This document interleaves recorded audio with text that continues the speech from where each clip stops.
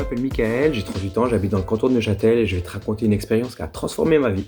Donc j'ai grandi dans une famille chrétienne, en allant à l'église, en croyant en Dieu dès mon enfance et puis vers l'adolescence, ça a commencé à me saouler grave tout ça. Et un jour, ma maman, elle m'a annoncé que j'étais en âge de choisir si je voulais désormais la suivre ou pas à l'église. Et puis pour moi, c'était vite vu, je préférais faire des grasses matinées. Ça correspondait à une période où je voulais rien d'autre que m'amuser, faire la fête, être avec mes amis. J'ai eu la chance d'ailleurs de grandir avec une super bande de potes, vraiment, c'était un cadeau ce socle d'amitié. Puis voilà, vivre des expériences, rencontrer des gens, pratiquer de l'art urbain, fréquenter en parallèle des milieux liés au street art, tout ça agrémenté de fumettes, d'alcool et puis un tout petit peu de vandalisme. Voilà, c'était mon petit monde, c'était ce qui comptait puis définissait mon identité. Jésus, Dieu, et voilà, c'était dans un tiroir. Et je priais vite fait quand j'avais besoin d'aide pour pas me faire choper par la police ou bien alors pour réussir à des contrôles à l'école. Mais voilà, c'était tout en gros. Et puis je me disais, s'il existe, autant qu'il serve mes intérêts, quoi.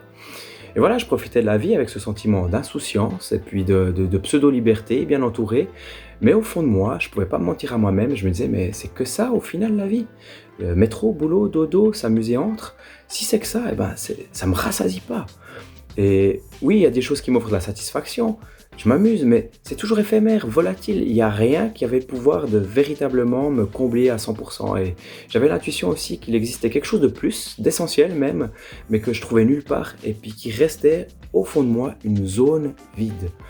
Et je voulais pas m'illusionner et puis aller dans plus d'excès, ou alors plus de drogue, ou des relations pour chercher à combler ce vide. Mais voilà, une nuit, un soir, je me suis dit, il faut que je vérifie quand même si Dieu il existe. Si je découvre un Dieu, une personne, ça veut dire que la vie, elle a un point de départ, qu'elle est pensée par ce créateur, et puis la vie, elle a un sens plus profond à découvrir, qui dépasse aussi mon nombrilisme, et puis ça peut peut-être répondre à des questions profondes que j'ai.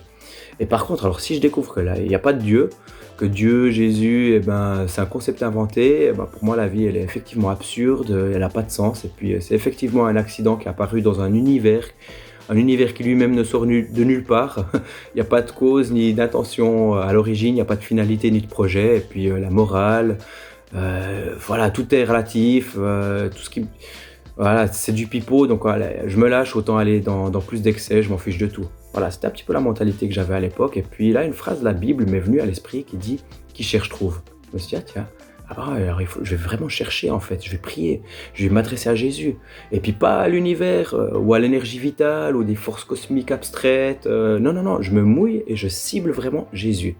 Et j'ai pris un truc du style, Jésus, est-ce que tu existes vraiment? Et puis si oui, est-ce que un jour ou l'autre tu es d'accord de me faire des signes ou j'en sais rien?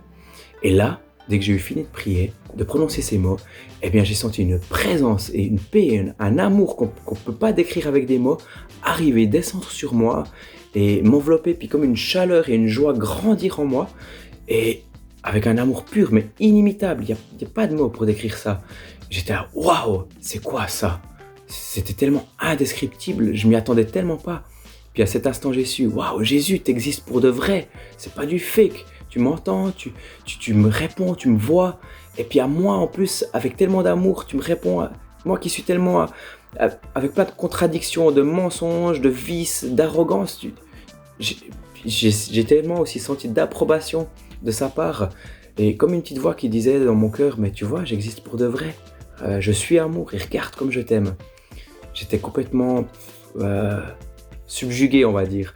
Et puis voilà, j'ai aussi le temps de digérer tout ça, j'avais une Bible qui traînait, je l'ai ouverte, et puis là, c'était comme s'il y avait des passages aussi qui ressortaient du texte, puis qui s'adressaient directement à moi, et puis comme un dialogue qui était engagé avec Dieu lui-même. C'est assez bizarre ce que je dis, mais voilà.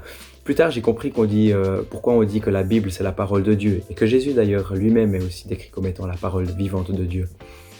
Quelques semaines après tout ça, je me suis retrouvé à une soirée à Bienne, dans un groupe de jeunes chrétiens. Et puis, j'ai davantage réalisé qui était Jésus, ce qu'il avait fait pour l'humanité, et puis aussi pour moi-même. Et puis là, c'était plus de la théorie pour moi, c'était du concret. Et j'ai compris que je pouvais faire un pas celui de croire, parce que là, je savais qu'il existait, mais plutôt celui de l'inviter dans mon cœur, dans ma vie, puis de choisir de tenter de le suivre. Et c'est ce que j'ai fait. J'ai prié, j'ai dit, Jésus, je crois en toi, je sais que tu existes.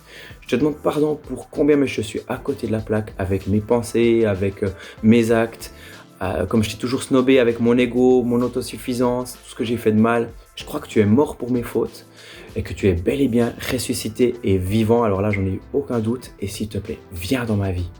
Et là, la zone vide que j'avais dans mon cœur, au fond de moi, elle a été investie par cette même présence, par une paix indescriptible, un amour encore et une joie et aussi un pardon.